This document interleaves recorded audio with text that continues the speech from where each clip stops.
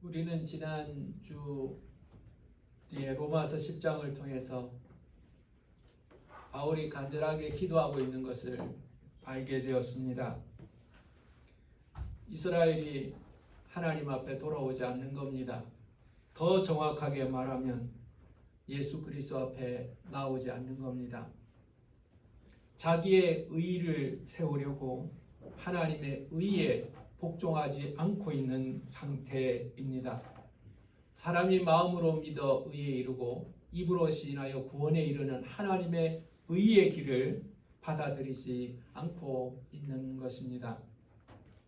이스라엘은 8가지의 특권이 있지만 그들의 특권을 가지고 하나님의 의에 이르지 못하였습니다.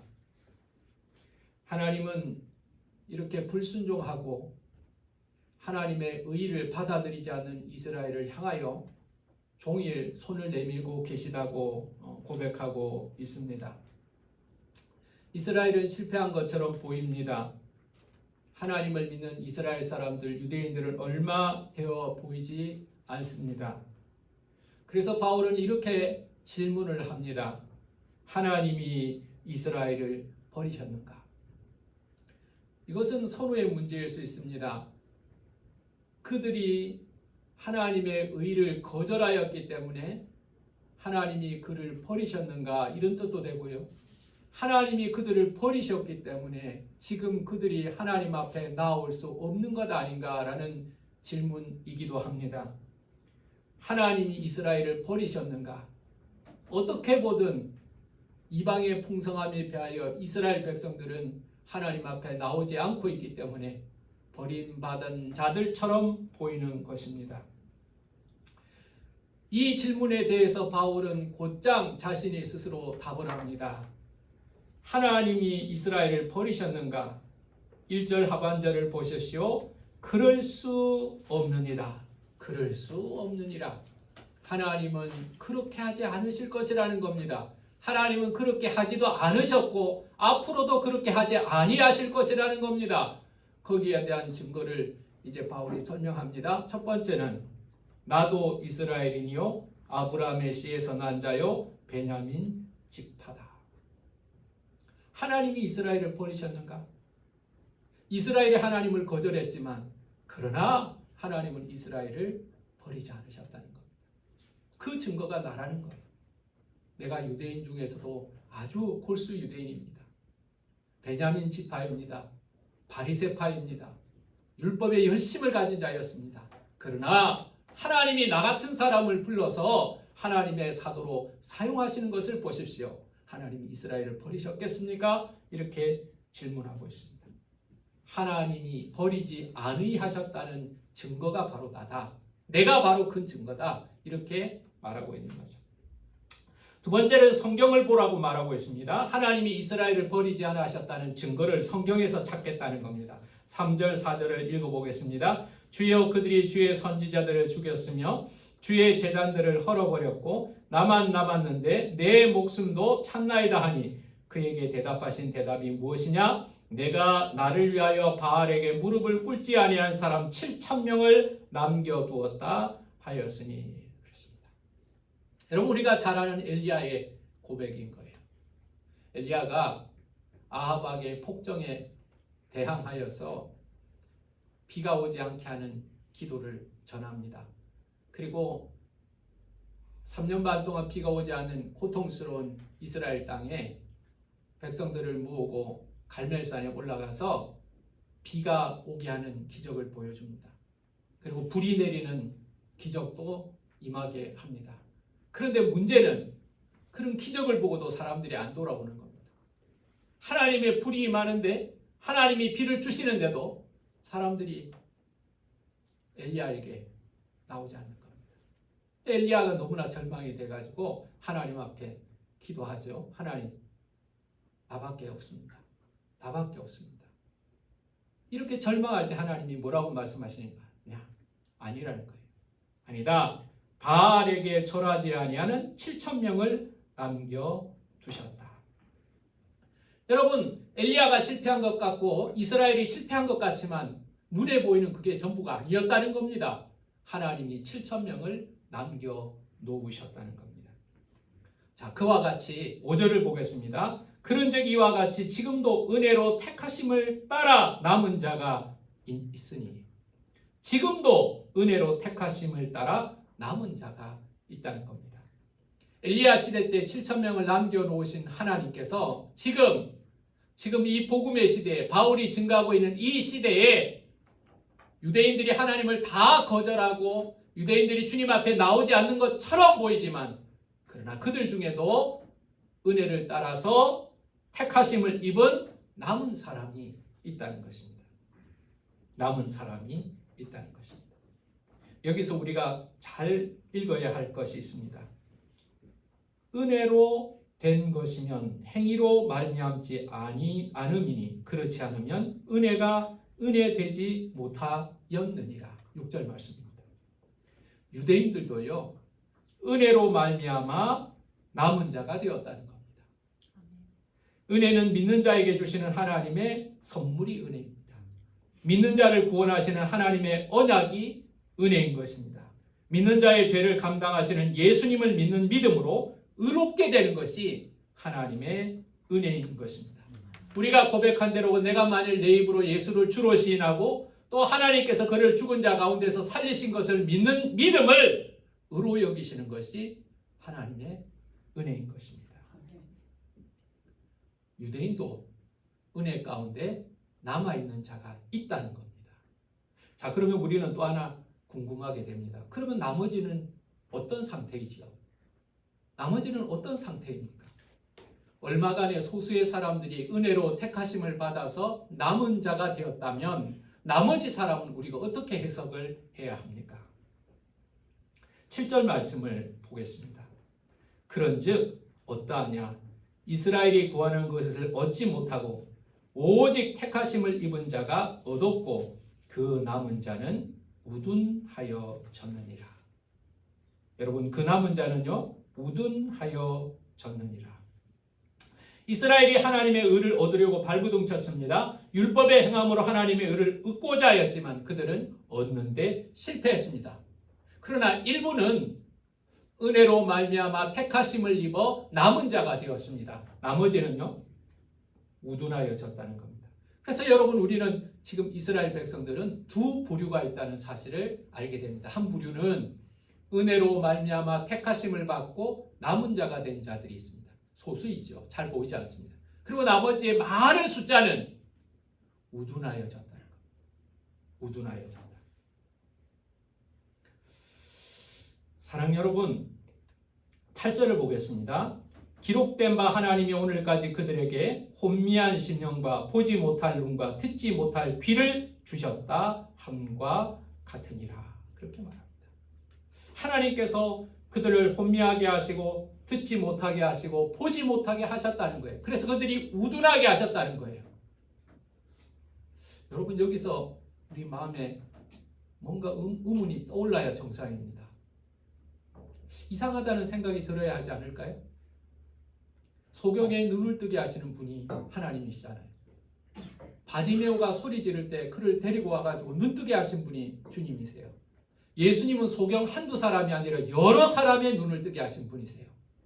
근데 하나님이 이스라엘 백성들을 우둔하게 하고 보지 못하게 하고 듣지 못하게 만드셨다는 말씀이 어떻게 이해가 될까? 저는 이 말씀을 이렇게 이해했습니다. 유대인들이 예수 그리스도를 거절합니다. 거절함으로 말미암아 그들은 어두운 곳에 머물러 있는 것입니다.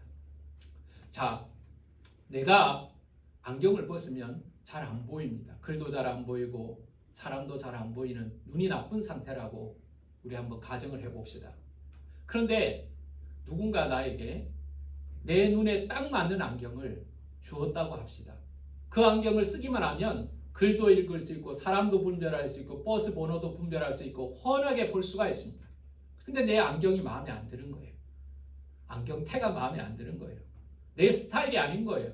그래서 나는 이 안경 싫습니다. 내 안경 쓰지 않겠습니다. 라고 그 안경을 거절한다면 나는 여전히 보지 못하는 채 어두운 채로 남아 있을 수밖에 없는 것입니다.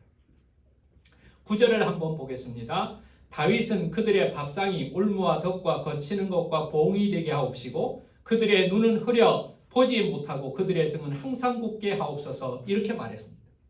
여러분 이 말이 무슨 말인 줄 아세요? 다윗이 밥상이 올무와 덫과 거치는 것과 봉이 되게 하옵시고 그렇게 말했습니다. 밥상이 좋은 겁니까? 나쁜 겁니까?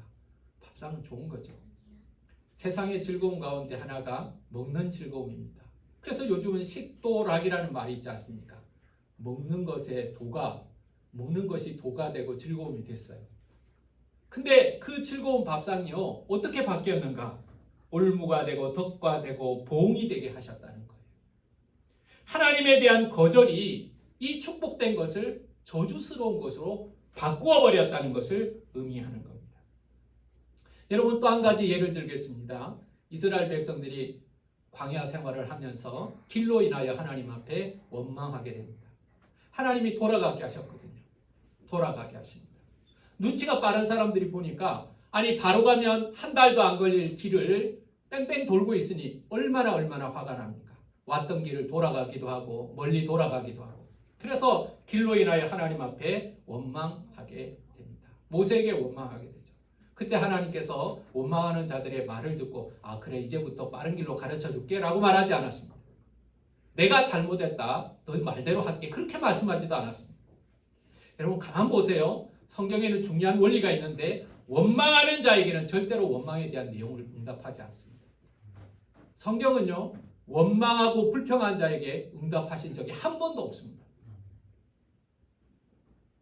하나님은 그들에게 불뱀을 내리셨습니다. 물어뜯겼죠. 죽어나갑니다. 왜 불뱀인가? 두 가지 이유가 있습니다. 하나는 물리면 불타는 고통을 느끼면서 죽어간다고 해서 불뱀이고 또 하나는 뱀이 독사가 몸의 색깔이 막 불붙는 것 같다. 그래서 불뱀이라고 하기도 한답니다. 어쨌든 그들은 죽어가고 있습니다. 그때 그들은 소리를 지르죠. 살려주세요. 살려주세요. 우리가 잘못했습니다. 그때 하나님이 말씀하시죠. 모세야 네가 장대 높이 구리뱀을 달아놓고 그것을 쳐다보게 하라. 쳐다본즉 살리라. 하나님이 말씀하셨습니다. 불뱀에 물려서 죽어가는 사람들에게 의사를 보내준 것이 아닙니다. 약을 보내주신 것이 아닙니다. 구리뱀을 만들어서 그걸 장대 높이 달아라. 그리고 그걸 쳐다보면 산다. 천막에 누워있지 말고 고개 돌리고 있지 말고 그 장대를 쳐다봐라 산다. 주님 그렇게 하셨어요. 여러분 그때 믿음의 사람들은 회개하면서 장대를 쳐다봅니다. 장대에 달린 구리뱀을 쳐다봅니다. 그러면 나았습니다. 그러나 쳐다보지 않는다면 그들은 여전히 고통 가운데 내버려 둔 상태가 되는 것입니다. 보지 않는 자들의 고통까지 치료하시는 하나님이 아닙니다. 거절하는 자들의 고통까지 치료하시는 분이 아니신 것이죠. 이스라엘은 거절했습니다. 이스라엘은 하나님의 아들을 죽였습니다. 이스라엘은 선지자들을 죽였습니다. 그래서 결국 그들은 우둔하여진 겁니다. 자, 그러면 여러분, 우둔한 이스라엘에는 소망이 없나요? 하나님의 말씀을 거절하고 하나님의 선지자를 죽이고 심지어는 하나님의 아들까지도 죽였으니까 이제 더 이상 가능성이 없지 않겠습니까? 제가 오늘 이 말씀을 준비하면서 내가 어디까지 사람을 용서해 줄 수 있을까 생각해 보았습니다. 저한테 욕하는 사람은 용서해 줄 수 있습니다. 우리 교인들도 저한테 모욕을 줄 때가 있습니다. 용서해 줍니다. 말도 안 하고 용서합니다. 문제 삼지 않고 용서합니다. 우리 동역자들이 저한테 욕을 할 수 있습니다. 굉장히 고통스럽지만 그래도 참아줄 수 있고 용서할 수 있습니다. 근데 여러분, 내 아들을 죽인 사람이 있다면 용서가 잘 안 될 것 같습니다. 아들이 하나밖에 없는데 그 하나밖에 없는 아들을 죽인 사람이라면 용서가 안 될 것 같습니다. 근데 하나님은 그런 이스라엘을 용서해 주셨어요. 11절을 보겠습니다. 그러므로 내가 말하노니 그들이 넘어지기까지 실족하였느냐? 그럴 수 없느니라. 그들이 넘어지기까지 실족하였느냐? 그럴 수 없느니라. 여기서 넘어지기까지 실족했다는 말은요, 이게 표현이 분명하지 않은데요, 정확하게 이런 뜻입니다. 다시 일어나지 못할 정도로 넘어졌는가라는 거예요. 다시 회복되지 못할 만큼 넘어졌는가? 이런 뜻이에요. 이스라엘 백성들이 범죄한 게 사실입니다. 이스라엘 백성들이 하나님의 길에서 넘어진 것 사실이에요. 그러나 그들이 다시 일어나지 못할 정도로 넘어졌고 실패했는가? 그렇지 않다는 거예요. 소수만이 은혜로 택함을 입고 남은 자가 되었습니다. 대부분의 많은 유대인들은 우둔한 자가 되었습니다. 그러나 은혜를 거절하고 스스로 우둔한 자가 되었음에도 불구하고 하나님은 이 우둔한 이스라엘을 버리지 않겠다는 것입니다. 오히려 여러분, 버리지 아니하실 뿐만 아니라 그들의 넘어짐을 하나님의 기회로 삼으셨습니다. 11절 하반절을 읽어보겠습니다. 그들이 넘어짐으로 구원이 이방인에게 이르러 이스라엘로 시기나게 함이니라 그랬습니다. 그들이 넘어졌습니다. 그들의 넘어짐으로 말미암아서 구원은 이방인에게 흘러가게 되고 이방인에게 흘러간 구원으로 말미암아서 이스라엘을 시기나게 하였다는 것입니다. 그렇습니다, 여러분. 하나님은 이스라엘의 넘어짐을 사용하셨습니다. 이스라엘의 넘어짐은 이방인들에게 기회입니다. 만약에 예루살렘에 평화가 있고 유대인들이 복음을 잘 받아들였다면 예수님의 제자들이, 믿음의 사람들이 사마리아로 아니면 온 유대로 그리고 이방 땅으로 나갔겠습니까? 안 가죠. 왜 갑니까? 예루살렘이 좋으니까, 여기가 좋으니까, 고향이 좋으니까 머물러 있었을 것입니다. 마태복음 22장에 보면 왕의 혼인잔치가 나옵니다. 왕이 혼인잔치를 열어놓고 사람을 초대하죠. 자격이 있는 사람, 왕의 혼인잔치에 올만한 사람들을 초대를 합니다. 근데 그들은 처음에는 간다고 약속을 했겠죠. 그리고 나서 잔치가 가까웠을 때 다시 사람을 보내가지고 왕의 혼인잔치에 초대합니다. 근데 그들은 거절합니다. 별별 핑계를 다 대지만 그건 이유가 되지 않아요. 뭐 소를 샀습니다. 막 밭을 쌌습니다. 결혼을 했습니다. 뭐 장사해야 됩니다. 별별 핑계를 다 했지만 그건 왕의 혼인잔치를 거절할 이유가 아니었어요. 왕을 모욕한 거죠. 왕은 어떻게 합니까? 그 처음 초대했던 자들을 거두고 하인들에게 명하여서 너희는 거리에 나가서 모든 사람들을 다 데리고 오라. 저는 사람, 절름발이, 소경 다 데리고 오라. 다 데리고 오라. 누구든지 다 데리고 오라. 여러분, 그것이 뭘 말하는가? 처음 초대받은 자들은 이스라엘을 의미합니다. 거절한 왕의 잔치를 거절한 자들은 이스라엘을 말합니다. 아무나 와도 좋습니다. 소경이 와도 좋습니다. 저는 자가 와도 좋습니다. 다 와도 좋습니다. 이방인을 말하는 겁니다. 이스라엘의 실패가 우리의 기회가 된 거죠. 여러분, 그런데 12절을 한번 읽어보면 또 다른 반전이 있습니다. 12절을 우리 다 같이 한번 읽어볼까요? 시작. 그들의 넘어짐이 세상의 풍성함이 되며 그들의 실패가 이방인의 풍성함이 되거든 하물며 그들의 충만한 일이요. 자, 유대인이 넘어져서 세상이 풍성하게 되었습니다. 유대인이 실패해서 이방인들이 풍성하게 되었습니다. 그런데 만약 유대인들이 하나님 앞에 돌아온다면, 여러분, 이방인이 돌아와도 이렇게 풍성하게 하나님이 갚아주셨는데 유대인들이 하나님 앞에 돌아온다면 그들이 얼마나 풍성한 것을 맛보게 될 것인가라는 것입니다. 유대인은 버림받은 것이 아닙니다. 남겨진 자들 외에 소망이 없는 것은 아닙니다. 많은 자들이, 대다수가 우둔하게 되어 있지만 예수를 죽인 자들이라고 우리가 핍박을 하지만 나치가 유대인들을 학살하는 명분 중에 하나가 예수를 죽인 인종이라고 그들을 600만이나 학살하였지만 그러나 하나님은 유대인을 죽이려고 하지 않으셨어요. 베드로가 칼을 들고 예수님을 방어하려고 했을 때 예수님은 그 칼을 든 베드로를 막으셨습니다. 여러분, 우리는 깨달아야 합니다. 유대인의 실패에도 하나님의 계획이 있다는 사실입니다. 유대인의 실패조차도 하나님은 은혜로 사용하셨다는 것입니다. 11절 하반절을 제가 다시 읽겠습니다. 그들의 실패가 이방인의 풍성함이 되거든 하물며 그들의 충만함이요. 유대인들이 실패해서 이방인들이 이렇게 풍성하게 되었다면 유대인들이 하나님 앞에 돌아왔을 때, 유대인들이 하나님의 은혜 가운데 바로 섰을 때 그들이 누릴 풍성함은 얼마나 크겠냐는 것입니다. 여러분, 이스라엘의 실패는 영구한 것이 아닙니다. 우리 13절을 다시 한번 읽어보겠습니다. 다 같이 읽겠습니다. 시작. 내가 이방인 너에게 말하노라. 내가 이방인의 사도인 만큼 내 직분을 영광스럽게 여기니 이는 혹 내 권력을 아무쪼록 시기하게 하여 그들 중에서 얼마를 구원하려 함이라. 여러분 기억하세요. 바울은 이방인의 사도입니다. 유대인에게 버림을 받은 사람입니다. 그래서 그는 이방에 나올 수밖에 없었습니다. 바울도 원래는 예루살렘에서 복음을 전하고 싶었습니다. 바울도 원래는 다메섹에서 복음을 전하고 싶었습니다. 그러나 그는 버림받았습니다. 써주지 않았습니다. 아무도 그를 인정하지 않았습니다. 그래서 그는 이방으로 나올 수밖에 없습니다.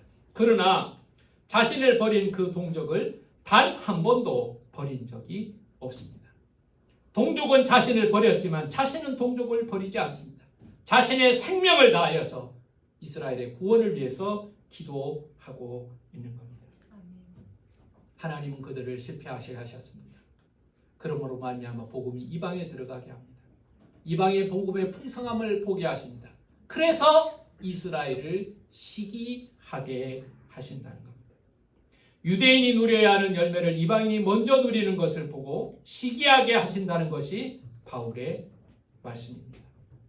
그들이 버린 것이 모퉁이 돌이 되었습니다. 우둔한 자들을 시기하게 하신다는 겁니다. 이방인들이 주님을 영접하여 은혜를 누리는 것을 보고 시기하게 하여서 그들도 다시 예수를 통하여 하나님의 은혜 앞으로 나오게 한다는 것입니다. 그들이 누리려고 했지만 누리지 못했던 하나님의 의, 예수를 통하여서 의롭다 하심을 얻게 되는 것을 발견하고 이방인 안에 있는 풍성함을 바라보게 하신다는 겁니다. 그들을 버리는 것이 세상의 화목이 되거든 그 받아들이는 것이 죽은 자 가운데서 살아나는 것이 아니면 무엇이리요? 자, 여러분, 이스라엘을 버리시는 하나님에 대해서 바울은 이제 결론을 내립니다. 이스라엘을 버리시는 하나님의 뜻이 있다는 거예요. 이스라엘의 실패에 대한 하나님의 뜻이 있다는 거예요. 그게 뭔가? 그들을 버리는 것이 세상의 화목이 되거든 그 받아들이는 것이 죽은 자 가운데서 살아나는 것이 아니면 무엇이리요? 여러분, 이 구절은요 대단히 중요한 것을 담고 있습니다. 그들의 버리는 것이 세상의 화목이 되거든. 이 구절은 정확하게 바울이 뭘 암시하는가 하니까 예수 그리스도가 십자가의 버림을 받음으로 말미암아 우리의 화목제물이 되었다는 것을 전제하는 겁니다. 예수 그리스도가 하나님으로부터 버림받아서 사람에게도 버림받아서 십자가에 매달려서 그의 피로 말미암아 죄 사함의 화목제물이 되었다. 자, 그것처럼 그들을 버리는 것이 세상의 화목이 되었다는 거예요.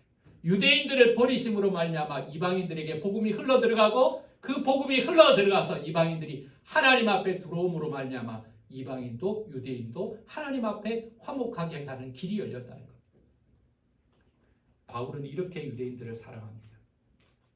비록 나를 비난하고 나를 쫓아내고 나를 박해한 유대인이지만 하나님이 유대인을 버리심으로 말미암아 모든 열방들과 모든 인종들이 하나님과 화목하게 하는데 도구로 사용하셨다.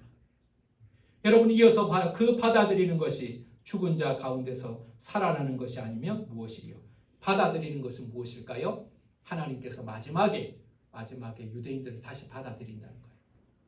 마지막에 주님은 이 유대인들, 예수님을 십자가에 못 박은 유대인들을 다시 받아들인다는 거예요.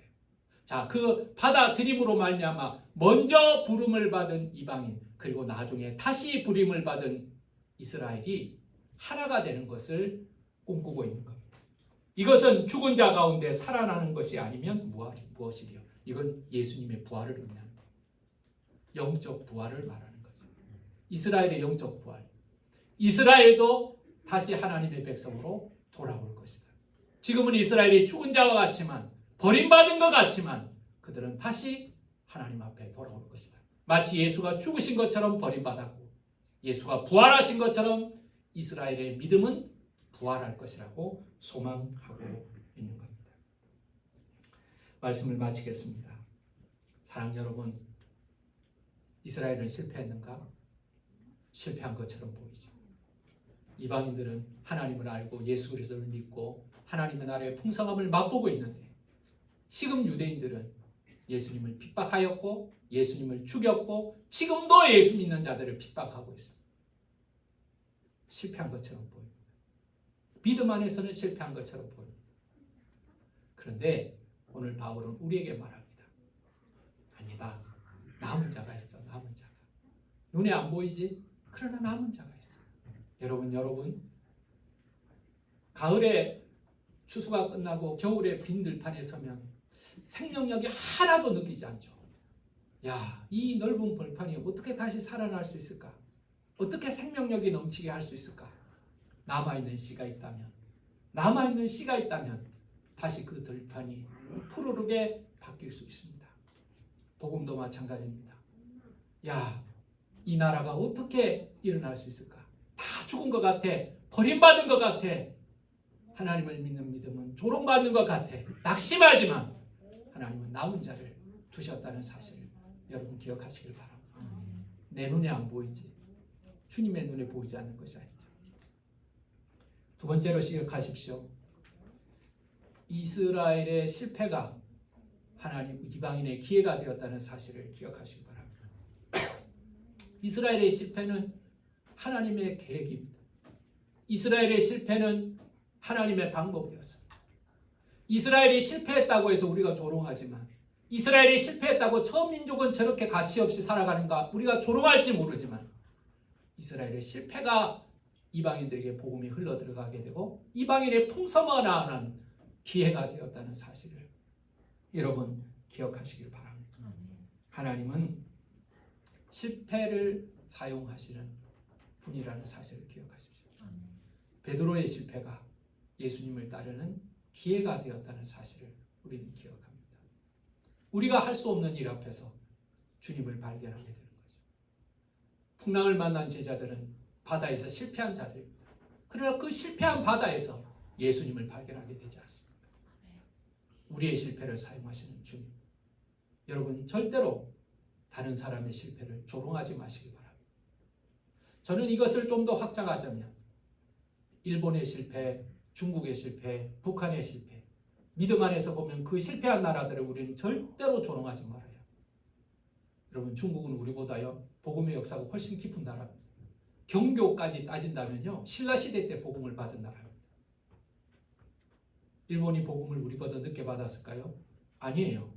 일본은 훨씬 더 먼저 우리보다 복음을 받았습니다. 순교자도 우리보다 훨씬 많습니다.